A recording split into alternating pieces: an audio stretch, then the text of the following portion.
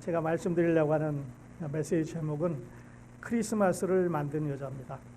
크리스마스를 만든 여자. 저절로 된 게 아니죠. 크리스마스는 누군가에 의해서 만들어졌는데 누가 또 어떻게 만들었는지 보도록 하겠습니다. 자, 화면을 하나 올렸는데요. 여러분이 이제 잘 아시는 그런 광경이 있는데 마리아가 엘리자벳을 만나서 서로 그 임신을 확인하는 이런 광경입니다. 여러분 보시는 대로 오른쪽에 엘리자벳 나이가 좀 많은 분이 있겠고 왼쪽에 마리아 나이가 어린 그런 신부가 있겠는데 이 두 사람은요 아주 여자라는 공통점이 있는 반면에 한 사람은 아주 나이가 많은 할머니입니다. 도저히 어린아이를 낳을 수 없는 할머니가 이제 임신을 하고 또 한 사람은 아주 나이가 어린 소녀입니다.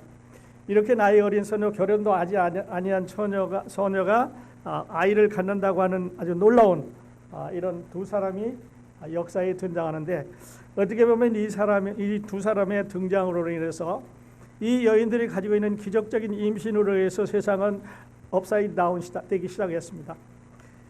이 두 사람은 지금 그 이스라엘의 암흑기 조용한 시대 400년 동안 하나님께서 이 세상에 아무 일도 안 하셨습니다. 선지자도 안 보내주셨고 천사들도 출현을 안 했고 하나님의 메시지가 없고 그러니까 기적도 없고 아주 조용하게 400년 어쩌면 450년이 지나가고 있는 시대에 모든 일이 정상적으로 이렇게 지나가던 시대입니다. 말씀드렸던 대로 70살 아니면 80살 된 노부부가 살고 있었는데 사가랴라고 하는 남편과 엘리사벳이라고 하는 부인이 살고 있었는데 어린애를 갖고 싶은데 어린애를 가질 수가 없도록 나이가 어려갔습니다.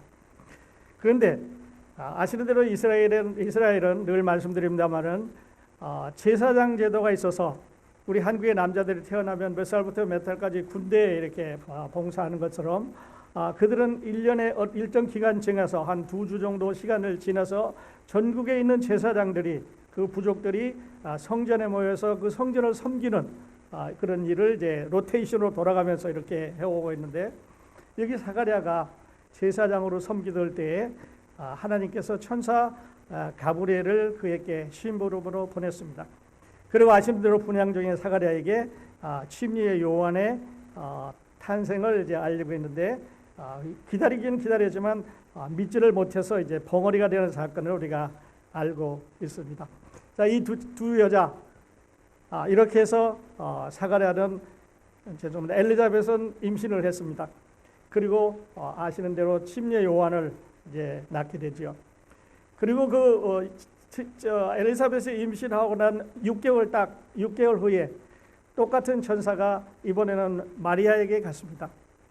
아주 어린 처녀, 요즘으로 말하면 한 15, 어떤 사람은 13 이 정도라고 말하는데 아주 어린 소녀에게 이제 결혼 준비를 열심히 하고 있는 소녀에게 갔습니다. 아마 남편하고 결혼을 해야 된다 그러니까 있을 것 같아요. 결혼식은 어떻게 치를까? 손님은 누구를 접대할까? 결혼식의 음식은 어떻게 대접을 하고 결혼 후에 신방은 어디서 차리고 무엇을 준비하고 아이는 어떻게 낳고 남편을 어떻게 잘 섬김가는 부푼 꿈에 젖어 있습니다. 결혼식 날짜를 아마 카운트하고 있었을 줄 몰라요. 인생의 가장 아름다운 이런 시간을 보내고 있는 마리아라고 하는 처녀에게 똑같은 천사 가브리엘이 나타났습니다. 그리고 그에게 그 수태고지를 네가 이제 어린애를 낳을 거라고 하는 수태고지를 알립니다. 처음에는 깜짝 놀라서 어떻게 이런 일이 내가 남자를 모르는데 어떻게 이런 일이 있겠습니까? 라고 말하자 천사 가브리엘이 잘 설명을 하고 마지막으로는 주의 계집 종이오니 말씀대로 내게 이루어지다라는 말로 끝을 맺고 있습니다. 이게요 보통 고백이 아닙니다. 주의 계집 종이오니 말씀대로 이루어지다 하는 이 고백이 인류 역사를 바꿔버렸습니다. 예수 그리스도가 태어나면서 세상은 BC에서 AD로 바뀌었습니다. 구약은 신약으로 바뀌었습니다. 율법은 소용없게 됐습니다. 유대인이라고 하는 개념은 이제 없어졌습니다. 세상에는 예수 그리스도로 말미암아 하나님의 구원의 역사가 시작이 되는데 주의 계집 종이오니 말씀대로 내게 이루어지다라고 고백을 합니다. 그리고 마리아가 산골로 가서 엘리자벳을 만나는데 복중에 임신이 되어 있어서 이제 배도 나와 있었겠죠. 6개월이 됐으니까 배도 나와 있었겠지만 복중에 아이가 뛰놀았다라고 말합니다. 저는 이 말씀을 읽으면서 어쩌면 복중에 아이가 뛰놀았다는 이 광경이 우리에게 가슴 설레게 하는 광경인지 모릅니다. 마리아는요, 세 가지 방법으로 그 여자가 임신하고 있는, 즉 엘리자벳이 임신하고 있는 여자가 보통 아이가 아니라는 사실을 알았습니다. 물론 그가 나이가 많았기 때문에 그 정상적인 인간의 방법에 의해서 임신되지 않은 것은 사실이지만, 그러나 그가 갔을 때 눈으로 확인했습니다. 아, 정말 임신을 했구나. 그런데 마리아가 가서 배를 만지니까 아이가 뱃속에서 뛰놀았다고 그랬습니다. 아마 어머니들은 경험이 있을 것입니다. 아이들이 뱃속에서 어느 때 뛰노는지. 그래서 이제 배를 만져보면 아이들이 움직이는 것을 볼 수가 있는데 아이가 뛰놀았습니다. 그러니까요, 마리아는 자기 눈으로 육체적인 상태를 보았고, 그리고 그 속에서 세례 요한이 뛰노는 느낌을 통해서 어린아이가 그 뱃속에 자라고 있다는 것을 알았습니다. 눈으로 확인했습니다. 그리고 육체적인 접촉으로 확인을 했습니다. 그러면서 생각나는 말씀 구절에 있었는데, 보라, 내 문 안의 소리가 내 귀에 들릴 때 아이가 내 복중에서 기쁨으로 뛰놀았도다. 믿는 여자에게 복이 있도다. 주께서 그에게 하신 말씀이 반드시 이루려다 하는 말씀이 생각이 났습니다. 다시 말씀드려서 손을 댈 때 아이가 복중에서 뛰노는데 그 아이가 하나님께서 보낸 아이고, 그 아이를 확인하는 사람에게 복이 있다고 하는 하나님의 말씀이 생각이 났습니다. 그러니까요, 눈으로 확인했습니다. 손으로 만져봤습니다. 그리고 하나님의 말씀에 예언되어 있는 사실을 알게 되었습니다. 마리아가 세 가지 방법으로 확인을 했지요. 자신이 확인했습니다. 그리고 침례 요한이 어쩌면 사인을 통해서 나 여기 있다고 하는 사인을 보냈을지 모릅니다. 복중에서 뛰놀문을 내서. 그리고 하나님의 말씀으로 확인을 했습니다. 마리아는 의심할 여지가 없었습니다. 왜냐하면 눈으로 보고 손으로 만져보고, 그리고 하나님께서 예언하신 이 예언의 말씀을 통해서 분명하다는 사실을 알았기 때문입니다. 그리고 마리아는 돌아와서 노래를 부르기 시작했습니다. 이것이 오늘 우리가 읽었던 누가복음 1장 46절에서 56절까지의 말씀인데요. 다른 말로는 매니피카시라고 하는 이런 노래로 이제 우리에게 불려지고 있습니다. 첫 번째 불러면 이 매니피카시를 보면 구약성경에 있는 말씀으로 가득 차 있습니다. 구약성경의 여러 구절의 말씀을 여기서 조각조각 붙인 것처럼 보이는데, 어쩌면 모자이크 해놓은 것처럼 붙이는데 그 모자이크에는 모습이 하나의 아름다운 형상을 이루고 있고 완성된 것처럼 보입니다. 그러니까 마리아가 이제 결혼도 안 한 어린아이가, 어떻게 보면 13살, 14살 아니면 15살 정도 됐을 신부가 어떻게 이렇게 구약성경을 잘 알았을까 신기할 정도로 이 말씀은 구절구절이 다 하나님의 말씀입니다. 구약성경으로 가득 차 있죠. 또 뿐만 아니라 은혜에 대한 찬양이고, 믿음에 대한 표현이고, 하나님의 긍휼과 자비에 대해서 노래를 하고, 그리고 하나님의 신실한 셈에서 노래를 하고 있는데, 과연 마리아가 그때 이 찬송을 자기가 지었을까? 아니면 그 전에 알고 있었을까? 아니면 임신한 후에 누가에게 이야기를 해서 누가가 그걸 다시 고쳐 적었을까? 아니면 누군가가 적어줬을까 하는 의심이 될 정도로 이 말씀은 영성에 가득 차 있습니다. 그래서 아름다운 노래죠. 세상을 바꾼 노래입니다. 여기 이렇게 시작을 하고 있습니다. 우리 말씀 보셨던 대로 내 영혼이 주를 찬양하며 내 마음이 하나님 내 구주를 기뻐하면, 하나님이 어떤 분이신가를 찬양하고 있는데요.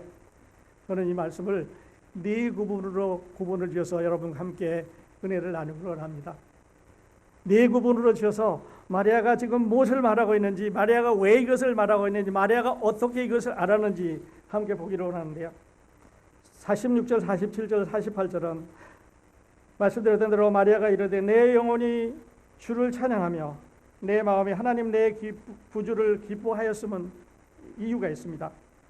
그의 요정의 비천함을 돌보셨습니다. 보라 이제 후로는 만세 나를 복이 있다 일컬으리로다. 이유가 어디 있습니까? 하나님께서 내 비천함을 돌아보셨기 때문에 내가 하나님을 찬양한다고 말합니다. 하나님 전능하신 하나님인데요, 예수 그리스도를 세상에 보내시기 위해서 부자를 찾으셨으면 아주 부잣집이 있었을 겁니다. 요즘 말로 하면 금수저집 귀신들 많이 있었겠지요. 영리한 사람으로 말하면 지금 이 목사하고 결혼하기 위해서 결혼 준비를 하고 있는 이 여자에게, 이 소녀에게 갈 이유가 없습니다. 부잣집에 갈 수도 있었겠고요. 공부 많이 한 사람에게, 영리한 사람에게, 아름다운 사람에게, 뭐 그 많은 유대에 이쁘고 잘났고 영리하고 또 메시아께서 그 태어날 만한 집안에 있는 사람이 많고 많을 텐데, 날짜를 꼭 그날이어야 된다고 하면 그 누군가에게 임신 가능한 날짜가 얼마든지 가능한 여자들이 있었을 텐데, 마리아 자신에게 왔다는 사실이 감격스럽고 놀랐습니다. 그래서 마리아가 이렇게 말합니다. 내 영혼이 주를 찬양하며 내 마음이 하나님 내 구주를 기뻐하였으면 그의 요정의 비천함을 돌보셨습니다. 누가 봤습니까? 마리아가 찾았습니까? 하나님, 내가 하나님 아들을 임신하고 싶으니까 찾았습니까? 하나님, 내가 하나님 아들을 임신하기 위해서 기도하고 노력하고 열심히 했습니까? No. There was nothing like that.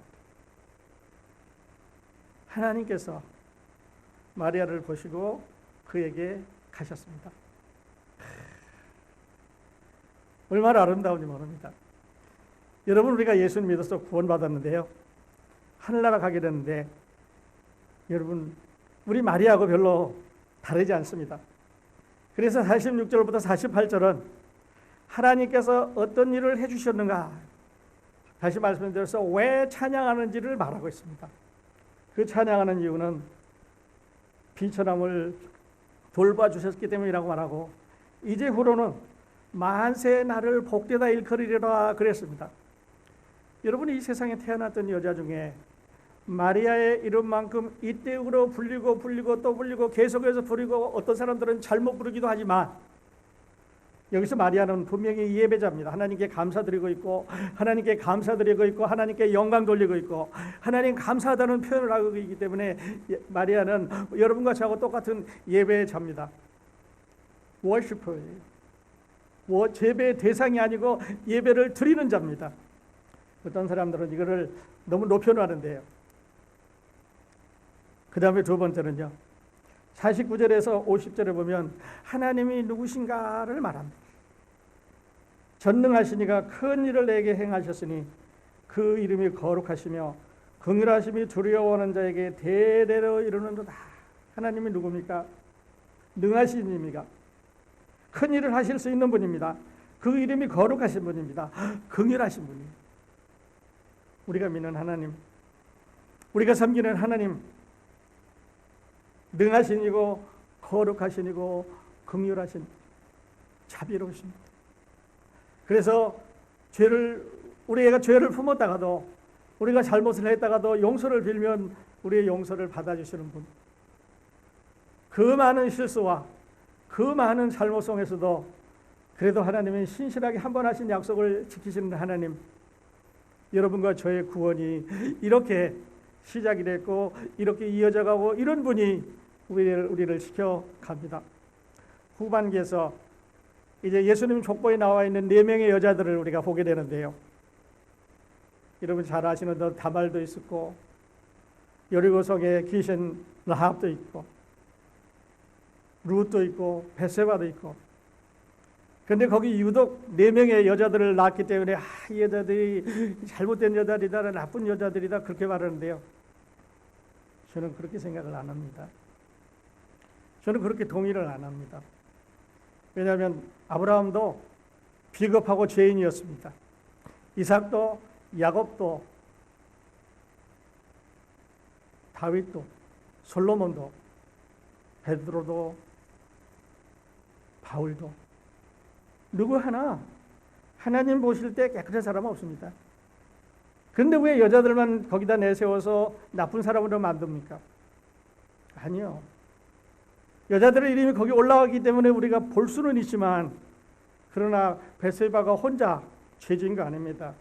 다말이 혼자 죄지은 거 아니지요. 룻이 모압에서 태어나고 싶어서 태어나서 자기 골라서 거기 태어난 사람 아닙니까? 많은 질문들을 주고 있는데 하나님이 누구신가? 능하시니고 거룩하시니고 긍휼하시니라고 말하고 있습니다. 51절 53절에 보면 어떤 일을 하시는가를 말씀하고 있는데요. 그의 팔로 힘을 보이사 마음의 생각이 교만한 자를 흩으시고 권세 있는 자들을 그 위에 내리치셨으며 비천한 자를 높이셨고 줄이는 자를 좋은 것으로 배불리셨으며 부자는 빈손으로 보내셨더라. 이야, 교만한 사람 흩어버렸습니다. 권세 있는 자를 내리쳤습니다.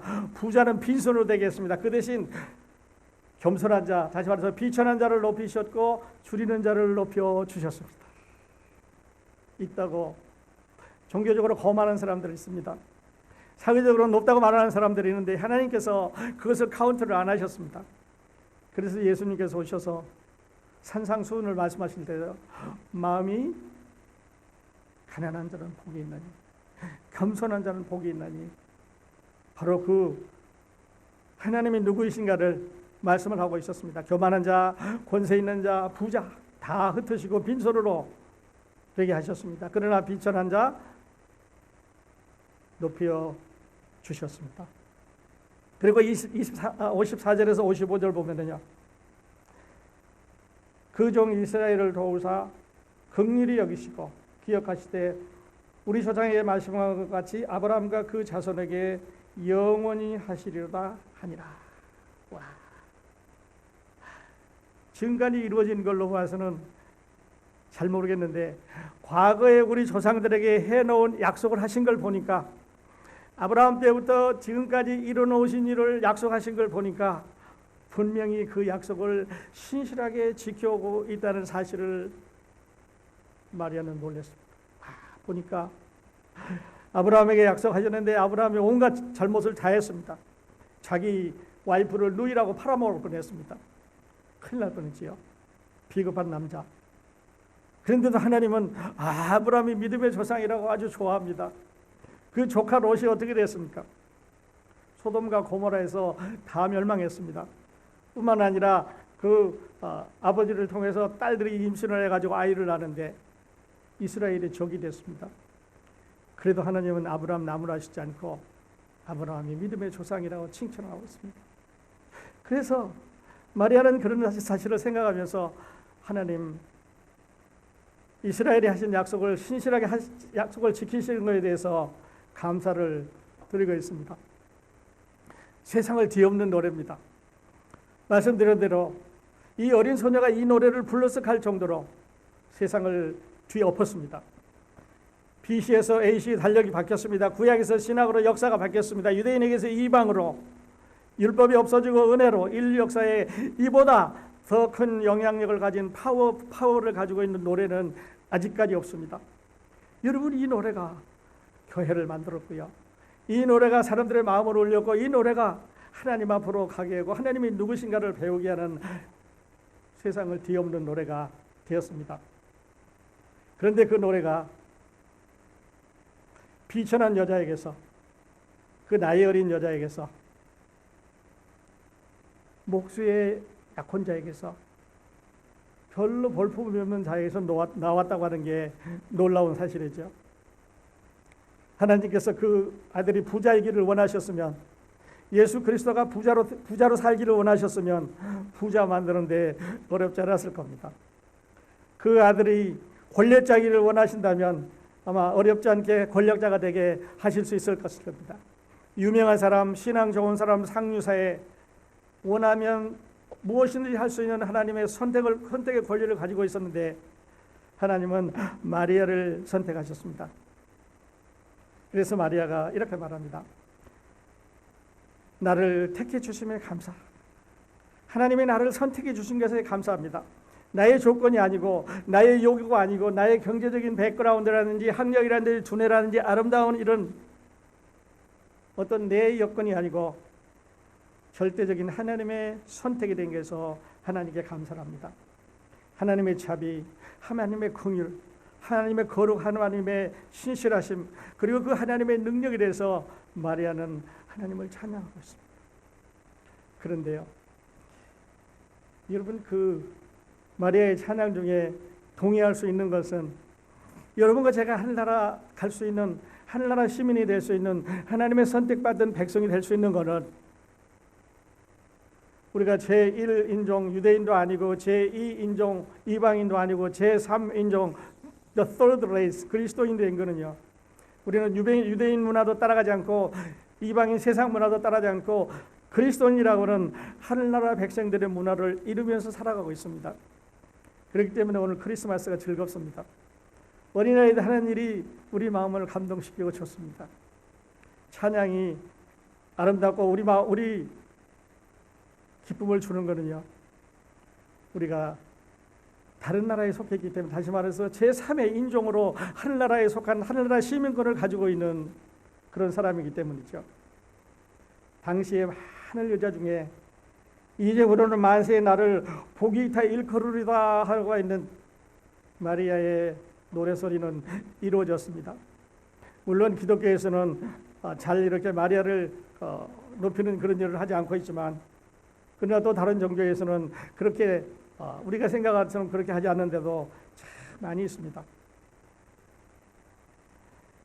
그렇다면요, 오늘 마리아는 여러분에게 무엇을 말씀하고 있습니까? 무언가 누가가 마리아의 이 노래를 여기 적을 때는 우리에게 무슨가 메시지를 주기 위해서 적었습니다.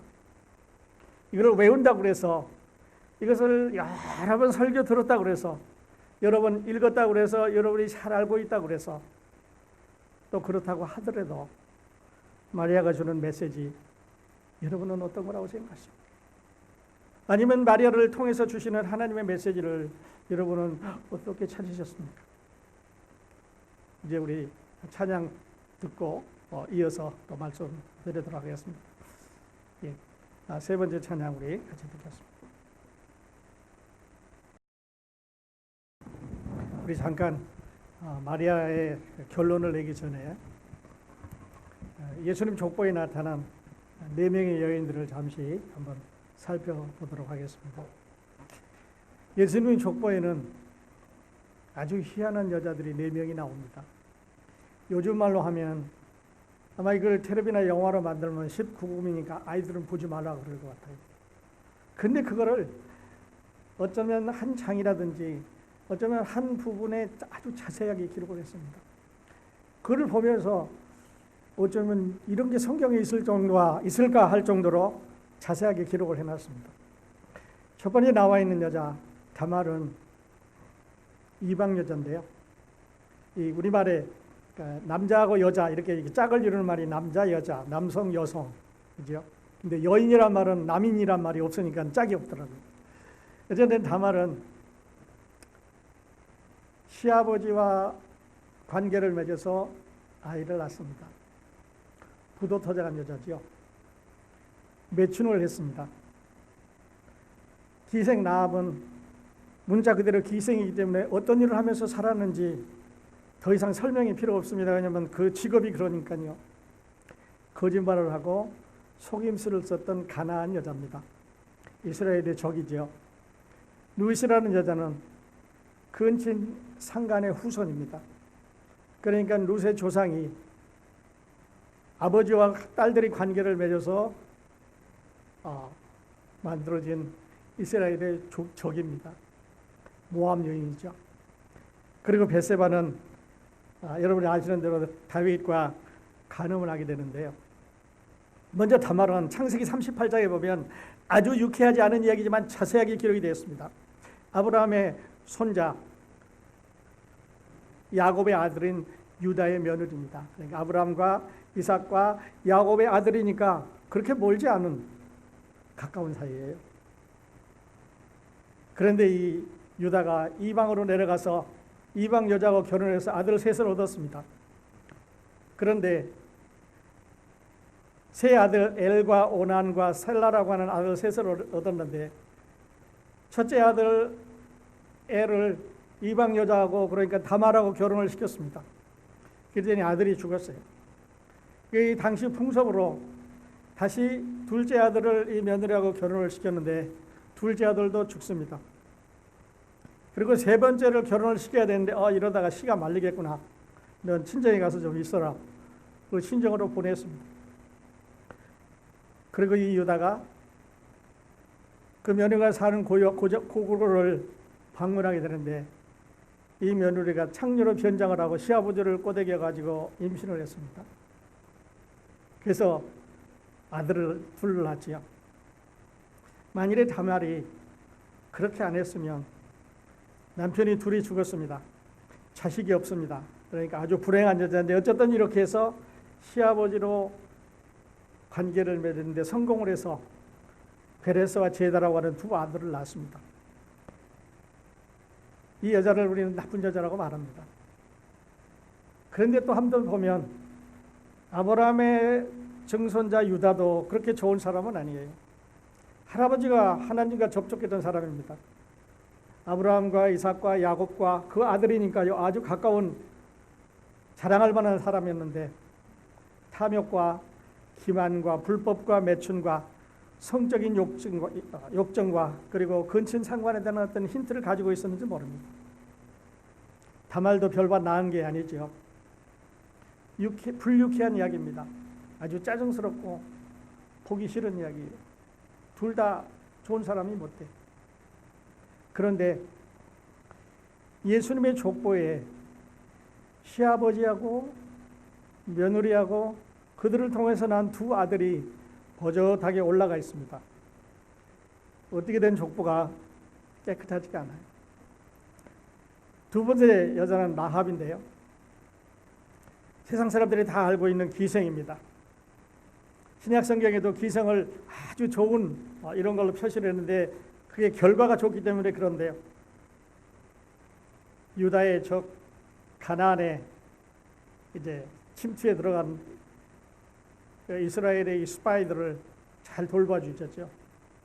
그래서 스파이들을 숨겨주고 거짓말로 따돌리고, 이제 나중에 이스라엘이 가나안으로 진격해 들어오면 나를 또 나와 우리 가족을 돌봐달라고 딜을 했습니다. 이건 참 잘한 거예요.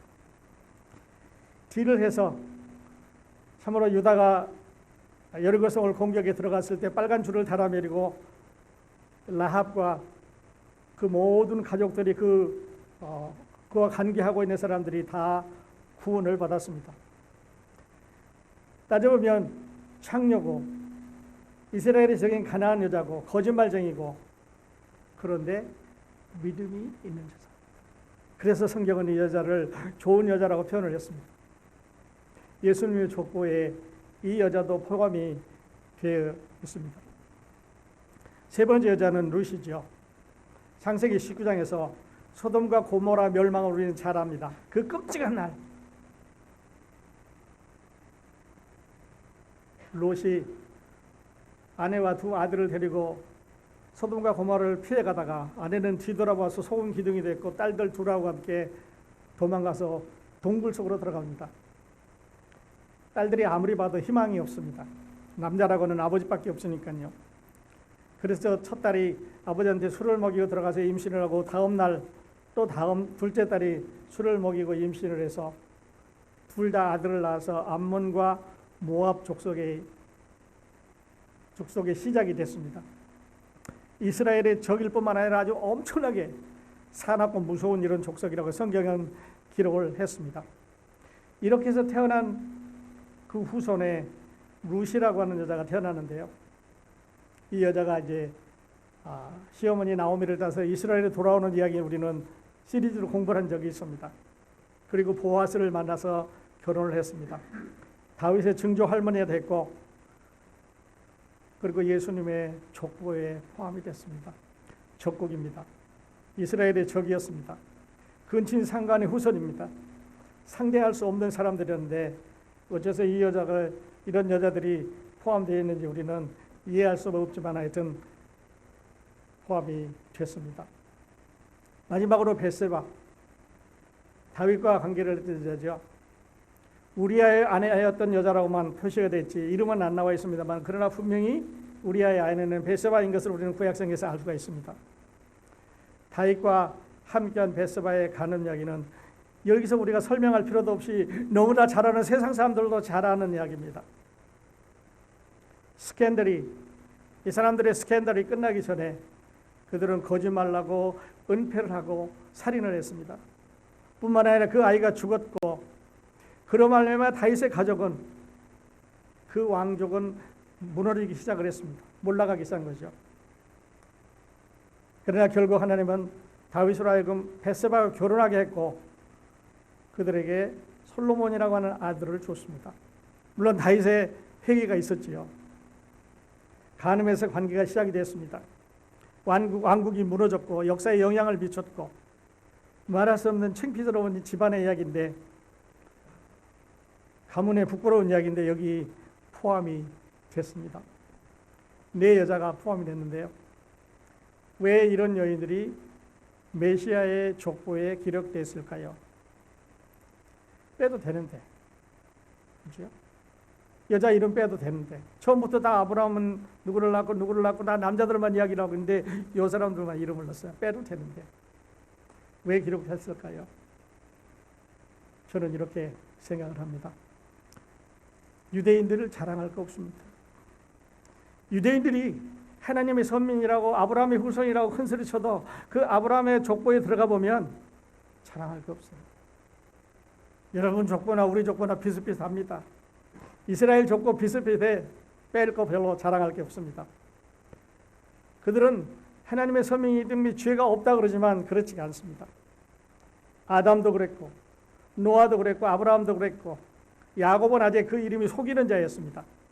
다윗도 그랬고 솔로몬도 그랬고 베드로도 그랬고 바울도 그랬고 여러분도 그랬고 나도 그랬고, 세상에는 자기 의의를 나타낼 만한 사람이 족보로도 없고 행위로도 없습니다.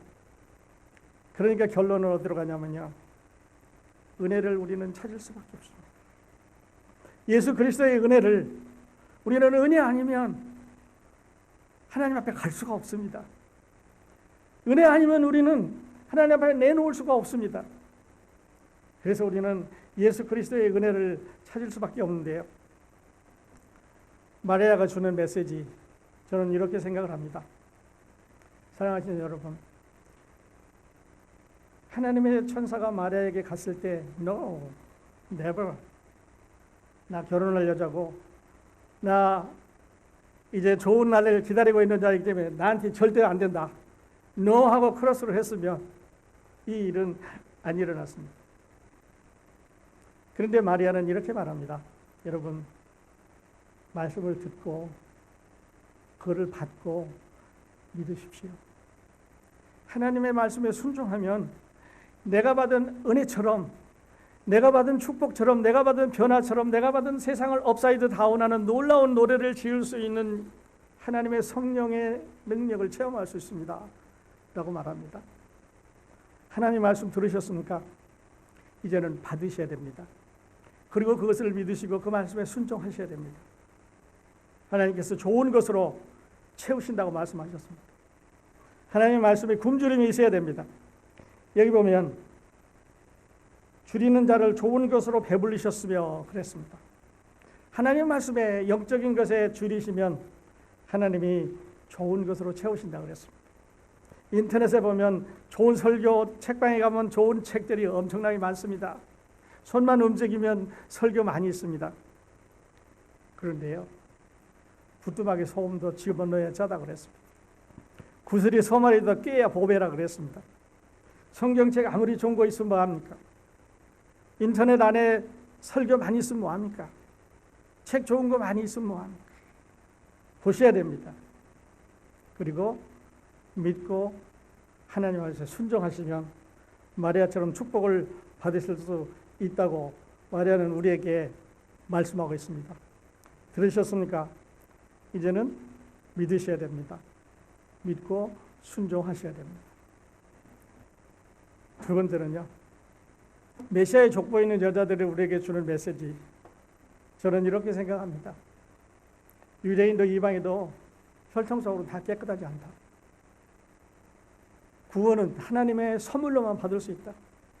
유대인의 백그라운드로 no, 유대인의 지혜로 no, 유대인이 가지고 있는 신앙의 상식으로 no, 하나님의 선물. 누구든지 저를 믿으면 영원한 선물을 약속하시는 것은 하나님의 은혜라고 말합니다. 그래서 이거 아무리 읽어봐도 족보 아무리 따져봐도 뭐 몇 대부터 몇 대까지 따져봐도 결론은 은혜로다. 은혜로다. 하나님의 은혜로다. 우리가 은혜로 구원받습니다. 그래서 우리는 이 구원에 있는 감사를, 이런 하나님께 주시는 은혜를 우리 함께 부르는 것입니다. 여러분 이런 노래 함께 부르실 수 있습니까? 만일에 아직도 구원 못 받으셨으면요, 아직도 하늘나라 백성이 안 되셨으면 이런 노래 부를 수가 없습니다. 마리아도 우리에게 똑같은 메시지, 예수님의 족보에 들어있는 여자들도 우리에게 똑같은 메시지 줍니다. 결론은 은혜입니다. 예수 그리스도를 통해서 우리에게 주시는 은혜. 그래서 사도 바울은 에베소서 3장에서